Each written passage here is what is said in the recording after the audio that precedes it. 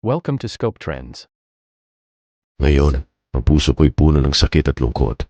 Habang ihahatid ako ng aking mahal na anak patungong ibang bansa, isang hindi inaasahang trahedya ang dumaan sa aming buhay. Ang aking 5 taong gulang na anak, kasama ang isa pang biktima, ay pumanaw matapos sulpukin ng isang sasakyan ng entrance ng paliparang pandaigdig ng Ninoy Aquino Terminal 1. Sa kabila ng aming mga plano at pangarap, ang aming paglalakbay ay nauurong sa isang malupit na realidad. Ngunit sa kabila ng lahat, nais kong magpasalamat sa mga otoridad at mga tao na nagbigay tulong sa oras ng pangangailangan.